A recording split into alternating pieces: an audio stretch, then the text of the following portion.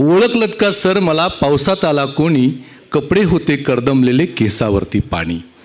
क्षणभर बसला नंतर हसला बोलला वरती पाहून, गंगामाई पाहुणी आली गेली घरट्यात आहून. माहेर वाशिन पोरीसारखी चार भिंतीत नाचली, मोकळ्या हाती जाईल कशी बायको मात्र वाचली. भिंत खचली चूल विजली होते नव्हते नेले, प्रसाद म्हणून पापण्यामध्ये पाणी थोडे ठेवले. पडकी भिंत बांधतो आहे चिखल गाळ काढतो आहे, कारभारणीला घेऊन संगे सर आता लढतो आहे. सरांना तो मुलगा व्यथा सांगतोय, माझ्या घरात गंगा नदीचं पाणी शिरले आणि घराची सगळी वाताहत झाली आहे.